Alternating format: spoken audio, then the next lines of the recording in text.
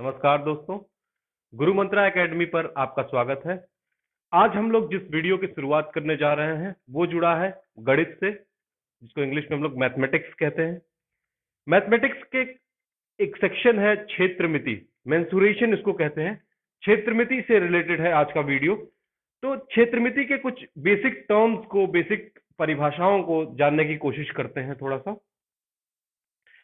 आज के वीडियो में हम केवल परिभाषा और उनका जो मतलब क्या होता है ये जानने की थोड़ी सी कोशिश करेंगे। चलिए दोस्तों, तो फिर स्टार्ट करते हैं अपना वीडियो। आज का हमारा टॉपिक क्या है? क्षेत्रमिति।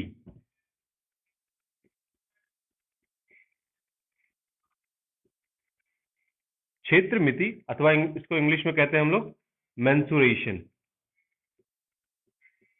है ना।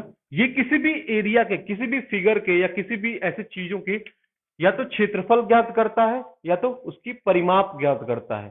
ठीक है, उसके जो ये जो एरिया वाले रिलेटेड टर्म्स है ना, उस चीज को अगर हम पढ़ेंगे तो उसको हम लोग क्षेत्रमिति कहते हैं।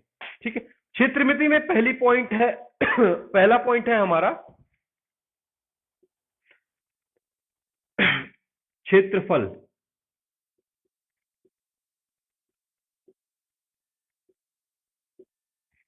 क्षेत्रमिति में हमारा पहला पॉइंट है क्षेत्रफल, और दूसरा चीज है परिमाप। परिमाप, ठीक है। अब अगर मान लीजिए इन दोनों टर्म्स को समझने के लिए हमें कुछ चीजों की जरूरत पड़ेगी, कुछ चीजों को, बेसिक चीजों को समझना पड़ेगा। जैसे अगर छोटा सा बिंदु बना जाए, इसको हम लोग कहेंगे बिंदु या पॉइंट। अगर एक छोटा सा डॉट बना देते हैं हम किसी भी कॉपी पे या ब्लैक बोर्ड पे, तो उसको हम लोग या तो कहेंगे बिंदु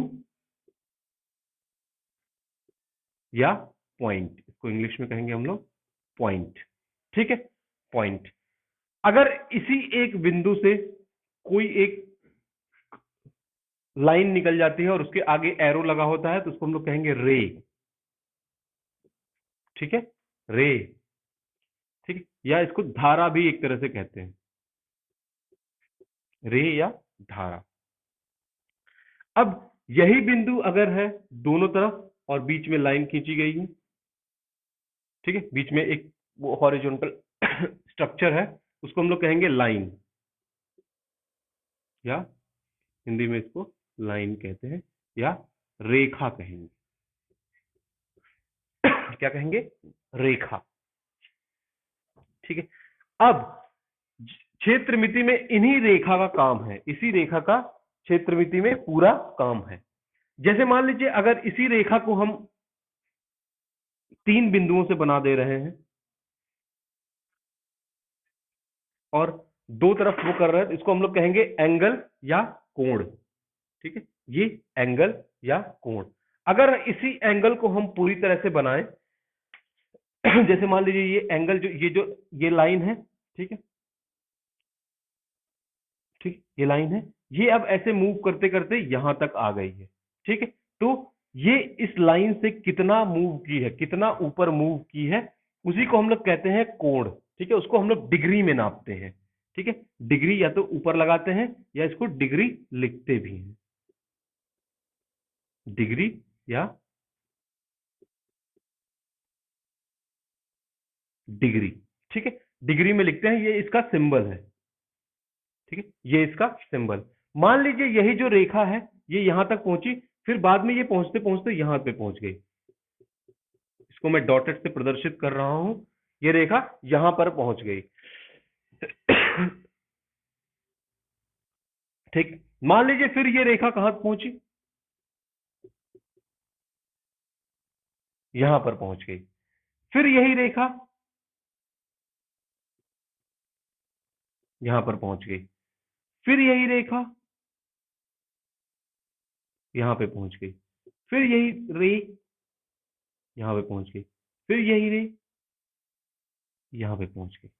ठीक, तो ये वाली रेखा कुछ कोण बना रही होगी, फिर ये वाली रेखा भी कुछ कोण बना रही होगी, फिर ये वाली रेखा भी कुछ कोण बना रही होगी, फिर ये वाली रेखा भी कुछ कोण बना रही होगी, ऐसे ही ये वाली रेखा भी कुछ कोण बना रही होगी इस एंगल से। ठीक, और ऐसे ही ये वाली रेखा भी कुछ कोण बना रही होगी, और ये वाली रेखा भी कुछ कोण बना रही होगी।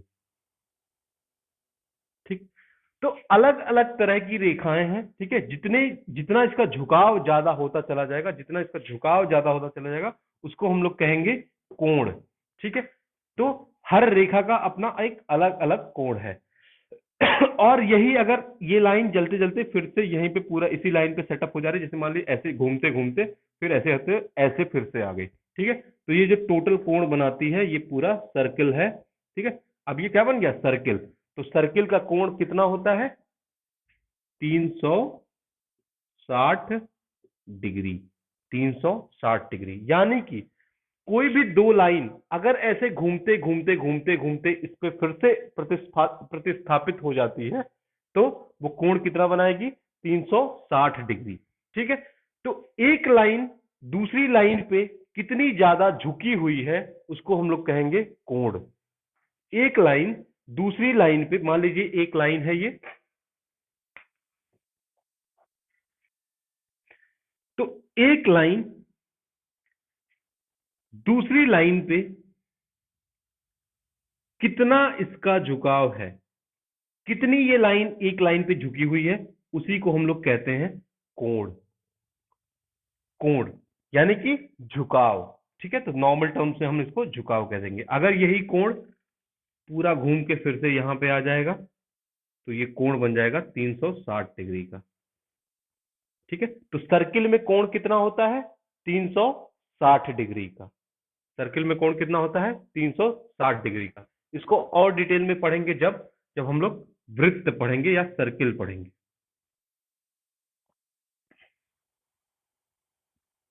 ठीक, तो कोण समझ में आ गया कि कोण क्या होता है, कोण कैसे कैलकुलेट करते हैं ये भी हम लोग देखेंगे। चलिए अब आगे बढ़ते हैं, थोड़ा सा इन्हीं लाइन को लेकर के कुछ और डायग्राम्स बनाते हैं।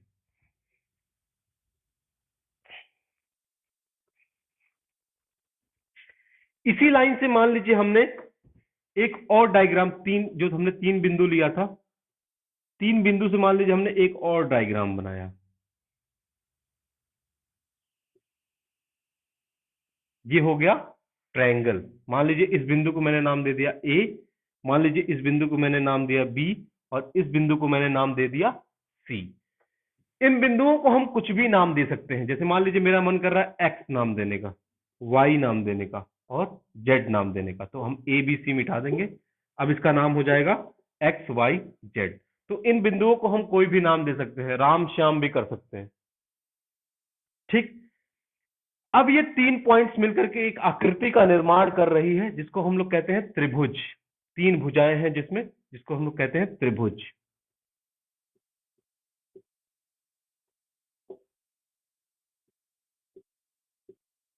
त्रिभुज। ठीक है, तो त्रिभुज में हम देखेंगे कि तीन जगह पे कोण बन रहा है। एक कोण यहां पे बन रहा है, एक कोण यहां पे बन रहा है, एक कोण यहां पे बन रहा है। तो इसको जनरली हम लोग कह देंगे एक्स कोण, इसको जनरली हम लोग कह देंगे वाई कोण, और इसको जनरली हम लोग कह देंगे जेड कोण। ठीक है, अगर इस लाइन को देखना हो तो हम ये कह देंगे एक्स वाई लाइन, ये इसको कह देंगे वाई जेड लाइन, और इसको कह देंगे एक्स जेड लाइन। यानी कि दो लाइनों, दो जिन दो बिंदुओं से मिलकर वो लाइन बनी है, उन्हीं दो बिंदुओं का नाम आपस में अगर जोड़ देंगे तो वो लाइन बन जाएगी। ठीक है, कोण को हम लोग एक और तरीके, जैसे मान लीजिए ये वाई कोण है ना, इन वाई कोण को हम लोग एक और तरीके से दर्शाते हैं। जैसे मान लीजिए मैं यहाँ पे कोण लिख दूं, ठीक है, तो अगर मैं ये वाई कोण की बात कर रहा हूं तो इसको हम लोग लिखेंगे ऐसे करके, एक्स वाई जेड। यानी कि जब कोण का इस फॉर्मेट में लिखा रहेगा, जब कोण इस फॉर्मेट में लिखा रहेगा, तो जो बीच वाला अक्षर रहेगा, बीच वाला जो सिंबल रहेगा, बीच वाली जो वो चिन्ह रहेगा, उसी कोण को हम लोग नाप रहे हैं। इसी कोण को हम लोग नाप रहे हैं। ठीक, अगर इसी चीज को एक और एग्जांपल से हम देखें, तो जैसे मान लीजिए मुझे एक्स वाला कोण नापना है। ठीक है, एक्स वाले कोण को चिन्हित करना है, तो मैं क्या लिखूंगा, Y X Z, angle Y X Z. जिससे क्या होगा, ये बीच वाला कोण मेजर हो जाएगा, ये बीच वाला कोण मेजर हो जाएगा। यानी कि जब भी ऐसे फॉर्मेट में लिखा रहेगा तो ये बीच वाला जो अक्षर होगा वही वाला कोण हम लोग मेंशन कर रहे हैं। ठीक है, इसको एक और तरीके से लिख सकते हैं, जेड एक्स वाई, तब भी ये बीच में आ रहा है। ठीक है, तो ये दोनों सेम चीजें हैं, दोनों सेम चीजें हैं। ठीक है, दोनों इक्वल है। क्लियर हुई ये बात? तो कोण को हम कैसे डिनोट करते हैं ये हमने देख लिया। ठीक है, लाइन को कैसे हम डिनोट करते हैं, जैसे ये लाइन है एक्स जेड, तो एक्स जेड कर दिया यहां पे। ये लाइन है एक्स वाई, तो यहां पे एक्स वाई कर दिया। ये लाइन है वाई जेड, तो यहां पे वाई जेड कर दिया। तो इन सारे तरीकों से हम कोण को डिनोट करते हैं और लाइन को चिन्हित करते हैं, लाइन को पहचानते हैं। तो जब भी हम ज्योमेट्री पढ़ेंगे ना, तो ज्योमेट्री में हम बेसिकली इन्हीं लाइंस और इन्हीं कोण के बारे में पढ़ेंगे। ज्यामिति जो होता है जब इसमें पढ़ेंगे तो इन्हीं लाइंस और इन्हीं कोण के बारे में पढ़ेंगे।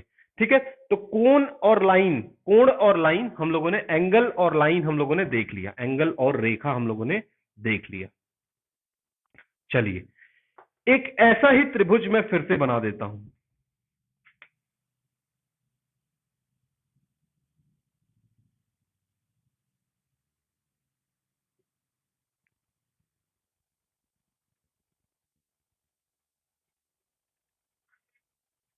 एक ऐसा ही त्रिभुज मैं फिर से बना देता हूं।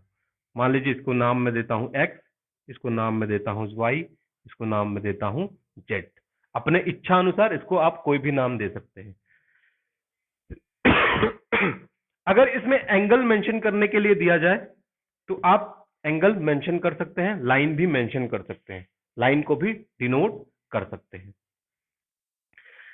लेकिन अगर इन तीनों लाइनों को मिला दिया जा रहा है, जैसे मान लीजिए मैं इन तीनों लाइनों को मिला के पूछूं कि ये कितना है, मान लीजिए एक 5 सेंटीमीटर है, एक 6 सेंटीमीटर है, एक 7 सेंटीमीटर है। ठीक, तो अगर मैं पूछूं कि ये तीनों का क्या होगा, तीनों का जो सम है, तीनों का जो जोड़ है, तीनों का जो एक जोड़ के बनाया गया है, उसको उसको क्या कहेंगे? ठीक है, तो इतना बड़ा वाक्य हम लोग नहीं लिख सकते ना, तीनों का जोड़, तीनों का जोड़, तीनों का जोड़, ऐसे बार बार तो नहीं लिख सकते। इसलिए इस जो लाइन है, ये जो रेखा है, ये जो मेड़ है, इसको कहते हैं ना, ये जो मेड़ है, ये जो किनारा है, इन किनारों को हम लोग क्या कह देते हैं? इन किनारों को कह देते हैं हम लोग परिमाप। क्या कह देते हैं? परिमाप।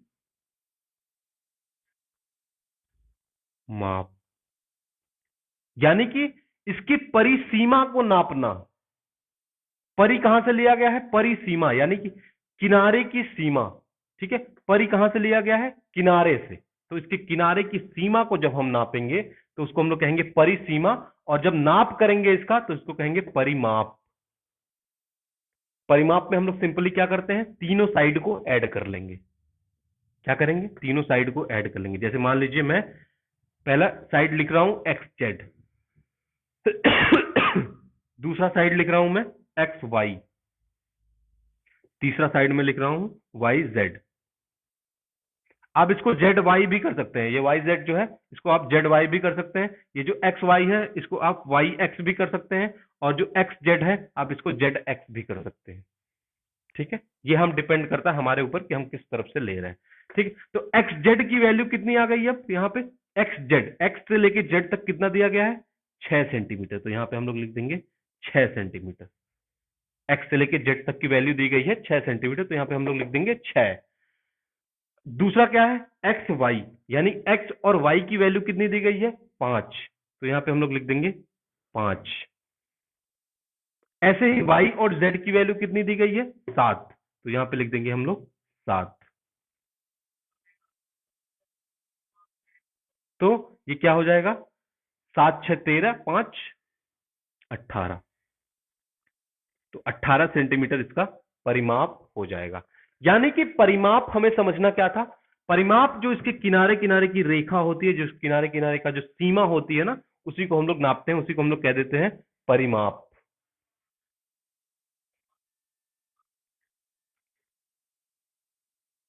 ठीक, अब अगर इसी ट्रायंगल में मैं क्षेत्रफल की बात करूं, तो क्षेत्रफल क्या होता है? ये कितना क्षेत्र घेर रहा है, ये जो सीमाएं हैं वो कितना क्षेत्र घेर रही है उसी को हम लोग कहते हैं क्षेत्रफल। ये जो सीमाएं हैं वो कितना क्षेत्र घेर रही हैं उसी को हम लोग कहते हैं क्षेत्रफल। तो क्षेत्रफल कौन सा एरिया हो जाएगा? ये जो अंदर का एरिया है, ठीक है, अंदर का जो पार्ट है उसको हम लोग क्षेत्रफल कह देंगे। ठीक है, ठीक है। तो ये क्या है? ये इसकी सीमा है। ठीक है, ये इसकी सीमा है और सीमा के अंदर का जितना क्षेत्र होगा उसको हम लोग कहेंगे क्षेत्रफल। ठीक। अब ट्रायंगल का क्षेत्रफल निकालने के लिए बहुत सारे तरीके होते हैं, बहुत सारे इनके फॉर्मूले भी होते हैं। इसमें जब हम लोग ट्रायंगल को डिटेल में पढ़ेंगे, हम लोग क्या करेंगे अगले वीडियो से एक एक फिगर को लेके उसको डिटेल में उसके बारे में समझेंगे। तो अभी क्या समझना था कि परिमाप किसको कहते हैं? इसकी जो किनारे की सीमाएं होती हैं उनके माप को हम लोग परिमाप कहते हैं, और इनके बीच का जो क्षेत्रफल होता है उसके क्षेत्रफल, उसके एरिया को, उस पार्ट को हम लोग क्या कहते हैं? क्षेत्रफल कह देते हैं। ठीक। अगला फिगर अगर हम देखें,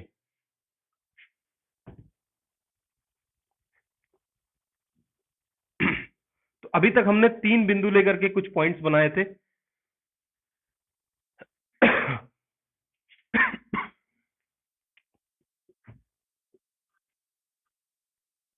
अब मैं इन्हीं 4 पॉइंट्स को लेकर के कुछ बना रहा हूं।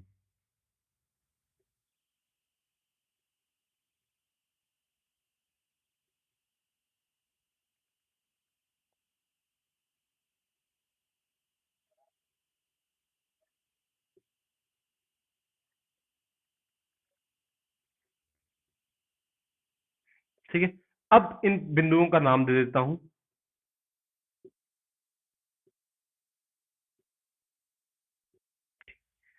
अब ये क्या है? ये फिगर है, इसको हम लोग कहते हैं वर्ग, या इसको हम लोग इंग्लिश में कहते हैं स्क्वायर। ठीक है, इसको हम लोग हिंदी में कहते हैं वर्ग, इंग्लिश में कहते हैं स्क्वायर। ठीक है, अब इसमें देखें तो हमारा क्या, कितने बिंदु हैं? 4 बिंदु, ए बी सी डी। अगर मैं आपसे कहूं कि इसके लाइन को डिनोट करना है तो आप कैसे डिनोट करेंगे? पहला लाइन हो जाएगा ए बी, दूसरा लाइन हो जाएगा बी सी, तीसरा लाइन हो जाएगा सी डी, और चौथा लाइन हो जाएगा डी ए। ठीक, तो ये 4 लाइन को हम लोग जनरली 2 बिंदुओं के जोड़ से डिनोट करते हैं, तो ये डिनोट हो जाएगा। अगर मैं अब इसके बाद आपसे पूछूं कि इसका परिमाप क्या होगा, ठीक है, इसका परिमाप क्या होगा, ये मान लीजिए मैं यहां पे लिख दे रहा हूं परिमाप, तो इसका परिमाप क्या होगा? परिमाप होगा ए बी, इन सारे सीमाओं को जोड़ लेंगे। हमें पता है कि जो परिमाप होता है वो सारी सिर्फ सीमाएं होती हैं, और जो क्षेत्रफल होता है वो अंदर का पार्ट होता है। तो परिमाप अगर पूछेगा तो हम क्या करेंगे? सारी सीमाओं को जोड़ लेंगे। मान लीजिए मैं जोड़ लेता हूं, तो पहले मैं, एक सीमा हमारी है ए बी, दूसरी सीमा है हमारी बी सी, तीसरी सीमा है हमारी C D, A B B C C D, और चौथी सीमा है हमारी डी ए। ठीक है, इन सारी सीमाओं को जोड़ लेंगे तो ये हमारा परिमाप निकल जाएगा। ये हमारा क्या निकल जाएगा? परिमाप। ठीक है, अगर क्षेत्रफल हम देखें तो क्षेत्रफल इसके अंदर वाला पार्ट हो जाएगा। क्षेत्रफल इसके अंदर वाला पार्ट हो जाएगा। ठीक है, तो क्षेत्रफल क्या हो जाएगा?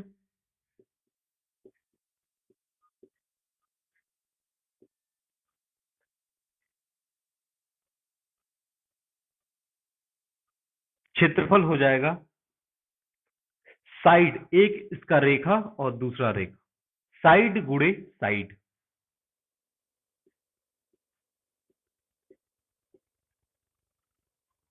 साइड गुणे साइड, यानी कि साइड का स्क्वायर। ये कैसे आया है ये हम लोग इसके बाद वाली वीडियो में देखेंगे कि ये कैसे, इसकी उत्पत्ति हुई, इस फॉर्मूला कैसे बना है। तो अभी इस वीडियो का हमारा काम था कि हम लोग क्षेत्रफल समझ लें, हम लोग परिमाप समझ लें, और हम लोग बिंदु समझ लें, रे समझ लें, लाइन समझ लें, लाइन को कैसे डिनोट करते हैं, कोण को कैसे डिनोट करते हैं। अच्छा, अगर इसमें हम देखें तो इसमें एक कोण भी है, ये कोण, ये कोण, ये कोण और ये कोण। तो इसमें 4 कोण भी हैं। इसको अगर मान लीजिए इसको डिनोट करना हो तो हम लोग क्या कहेंगे, डी ए बी, कोण डी ए बी, यानी कि जो मिडिल वाला पार्ट होगा वही हमारा कोण डिनोट हो जाएगा इसी का। ठीक, तो इन्हीं सारी चीजों को आज की पहले वीडियो में हम समाप्त करते हैं। हम लोग का बेसिक टर्म यही था, इतना ही समझना था हमें इस ज्यामिति की शुरुआत करने से पहले। अगला बार हम लोग क्या करेंगे, 1 या 2 फिगर्स को ले लेंगे, उनके सारे फॉर्मूले को पढ़ना स्टार्ट करेंगे और हम लोग थोड़ा सा कुछ और इन फिगर्स के बारे में सीखेंगे कि इसका एरिया कैसे बनता है, इसका परिमाप तो आज मैंने बता ही दिया कि परिमाप कैसे बनता है। ठीक है, तो इन सारे चीजों को समझने के लिए हमारे वीडियो से जुड़े रहिए और गुरु मंत्रा एकेडमी के ऑनलाइन प्लेटफॉर्म पे आप सब लोग सब्सक्राइब करिए और इसको ज्यादा से ज्यादा शेयर करिए ताकि हमारी मैथमेटिक्स की तैयारी, ताकि हमारी गणित की ज्यामिति की तैयारी अच्छे से हो पाए। मिलते हैं फिर अगले वीडियो में, तब तक के लिए धन्यवाद।